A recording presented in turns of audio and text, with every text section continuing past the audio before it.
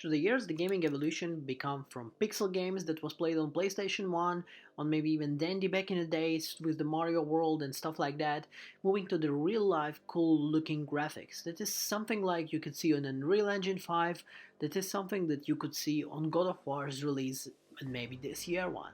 But something in the world gaming is coming and it's a big thing, which has really been really for a while on the market, but sometimes you feel like it's not being released on its fully potential. World of VR games, obviously this is what I'm speaking about right now. You know, we here in the studio believes that this is a great, and in our opinion this is where the future is. So today's game is one of the coolest VR shooter experience. Yes, it's more experience than the game. BONELAB is a sequel to the 2019 hit Boneworks from Distress Level 0 that is available right now on Meta Quest 2 and PC VR.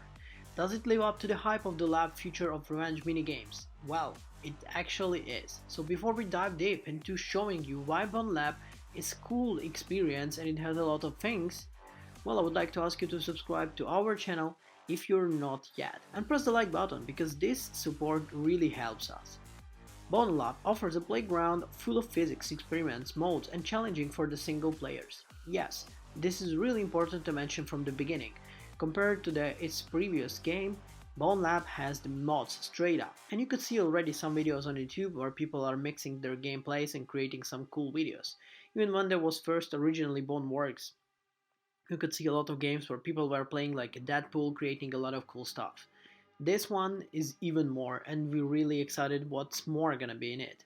But anyway, I wanted to mention it in the beginning of the video so you know when you see some cool VR game that has some strange Spider-Man or someone else moving in the game character with VR type of gameplay, this is where you could understand that this is probably Boneworks.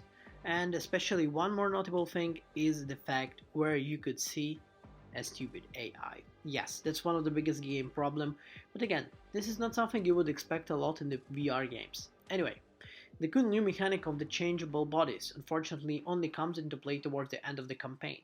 I was also really disappointed by two easy battles, a lack of comfort options and sometimes confusing staging. The recent box environments, wave shooters, time trials, parkour courses, just to name a few. After playing around in the lab for a bit, you will be able to move on with the campaign, but you can return to any point during and after to become the predominant option in the main menu, always accessible. More models and levels are added as you progress through the campaign, and leaderboards allow you to complete globally among your friends. After the touring the lab, which is the longest and meatiest section of the BONELAB campaign, begins. Much like Boneworks, BONELAB campaigns mix of a puzzle platformer of a shooter gameplay that encourages you to find creative and unique solutions using the various tools provided. There is a mix of enemies including the faceless digital zombies and head grab inspired robots, but they rarely pose a real challenge. The story puts you in the role of outcast who escapes the execution on the last second. After my escape through the medieval dungeons, I quickly end up in a lab full of tests of physical gadgets. Mods to the game as well as the hard mods are also available at the terminal. It's not easy to dissipate all the meta levels and narratives, even if I read the scattered text panels and pay close attention in the surround stage cutscenes. A large part of the story can pass by, such as illusions of a meta horizontal world. I learned some details from mysterious off-screen voices, which will make sense usefully thinking like a might appear. Obviously, some things went wrong in the simulation of medieval fantasy world.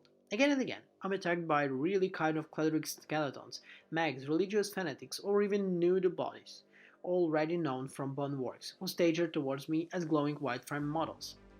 It is very important that the story is not really the most important thing in the game, because like I said, this is more of an experience that you are living. The fact that you are using your, well, VR headwear, which is a Quest Meta or whatever you're using, but you're experiencing something different, completely different to all of the gaming you could see right now on your screens. So especially this is very important for people who want to understand what's the gameplay. So enough of the story. Yes, the levels are cool, there is a lot of things, but you can just barely touch it. The most important is what's going on the screen overall, because believe me, that's what's important. For example, the game mechanics are really well made this time. Even during the manual reloading, the physics engine plays an important role. Obstacles like railing can delay the process, which causes silly twitching of the hand. The weak enemy AI is a really big problem in the game, but at the same time, like again, It's a kind of an experience. Same you would look like.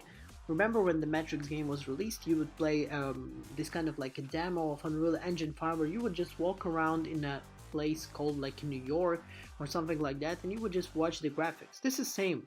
It's an experience that probably the studio is providing to us, explaining what is gonna be a future when they're gonna create a much bigger game with much bigger story. It's just like an early access of a game